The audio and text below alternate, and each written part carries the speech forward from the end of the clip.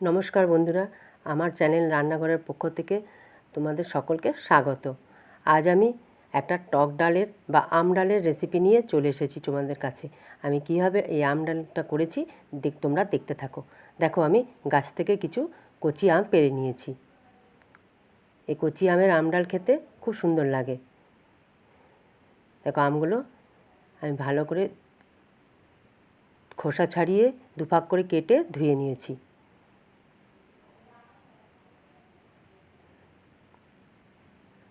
তোমরা যারা এখনও আমার চ্যানেলকে সাবস্ক্রাইব করোনি তারা প্লিজ সাবস্ক্রাইব করে দাও।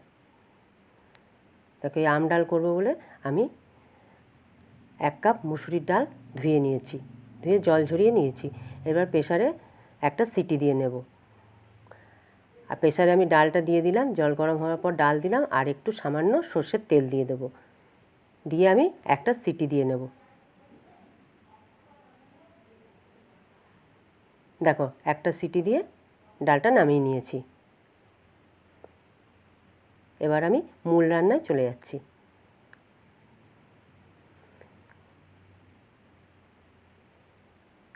কড়াইতে তেল দিয়ে দিয়েছি। তেল গরম হলে একটু সর্ষে ফোড়ন দিয়েছি, 2 শুকনো লঙ্কা ফোড়ন দিলাম, আর একটু রাঁধুনি ফোড়ন দিলাম। ফোড়নটা ভালো করে ভাজা ভাজা হয়ে এলে আমি কেটে রাখা আমগুলো দিয়ে দিলাম।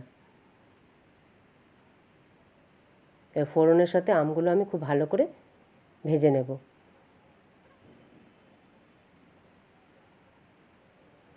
আমি ডাল সেদ্ধর সময় নুন, হলুদ, মিষ্টি কিছুই দিইনি। এবার আমি এক এক করে সব দিয়ে নেব। দেখো, আমি পরিমাণ মতন হলুদ দিয়ে নিলাম। আমগুলো আমার ভাজা হয়ে এসছে। এবার আমি সেদ্ধ করা ডালটা ঢেলে দিলাম। আমার এই ডালটা খুব ঘন রয়েছে, তাই বাটিটা ধুয়ে আর একটু জল দিয়ে দেব।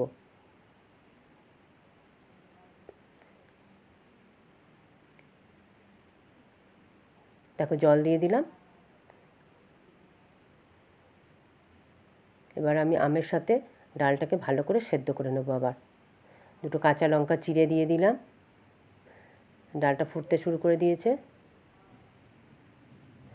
এবার আমি পরিমাণ মতো নুন দিলাম,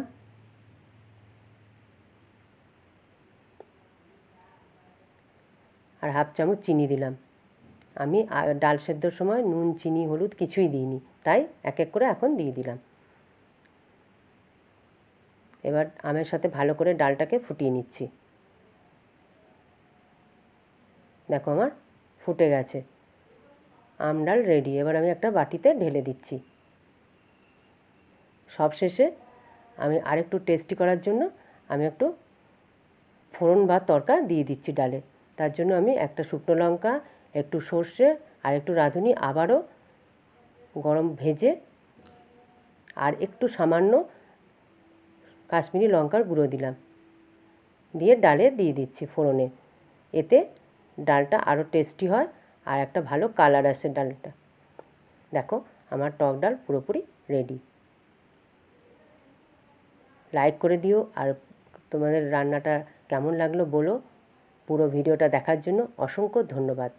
পরের ভিডিওতে আবার দেখা হচ্ছে।